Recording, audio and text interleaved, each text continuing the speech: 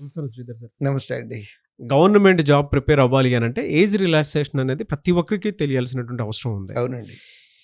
ఏ ఏ కేటగిరీకి ఏ ఏ విధంగా ఉండే అవకాశం ఉంటుంది?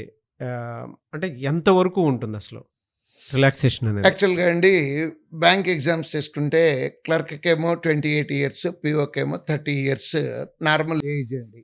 Hire age limit. హ్మ్. లేదా అప్పర్ ఏజ్ లిమిట్ అంటారు. కానీ ఎగ్జామ్షన్స్ ఉన్నాయండి. Okay sir. ఓకే. ఈ స్టూడెంట్ గనక ఓబీసీ అప్లై అయితే గనక ఓబీసీ కేటగిరీ పిల్లలైతే వాళ్ళకి 3 years upper age limit relaxation వస్తుందండి. హ్మ్. నెక్స్ట్ ఎస్సీ, ఎస్టీలు అయితేనేమో 5 ఇయర్స్ అప్పర్ ఏజ్ లిమిట్ వస్తుందండి, రిలాక్సేషన్ వస్తుంది. ఇంతవరకే తెలుసు. కానీ ఈ మధ్య ప్రస్తుతం సొసైటీలో వస్తున్నటువంటి మార్పుల్లో ఇంకొకటి కూడా తెలుసుకోవాల్సిన అవసరం ఉంది స్టూడెంట్స్. ఏంటంటే విడో అంటే హస్బెండ్ చచ్చిపోయినటువంటి వాళ్ళకి, నెక్స్ట్ డైవర్సీకి, అంటే డైవర్స్ అఫీషియల్గా అయ్యి ఉండాలండి.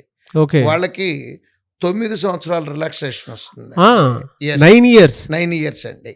ఇక్కడ ఏంటంటేనండి పిల్లలకి తెలియక ఏదో కారణాల మూలాన ఇబ్బందులు వస్తున్నాయి.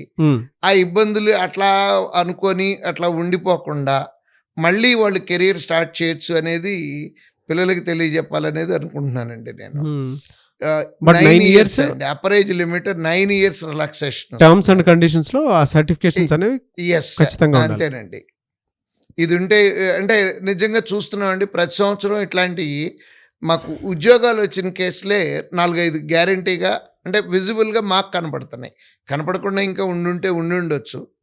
బట్ ఈ ఆపర్చునిటీ అనేది ఉంది అనేది అందరూ తెలుసుకోవాలండి. డెఫినెట్గా సార్. చాలా మంచి క్లారిటీ ఇచ్చారు.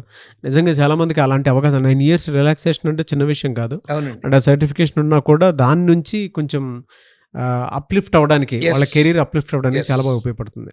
థ్యాంక్ యూ సో మచ్ అండి. థ్యాంక్ యూ అండి.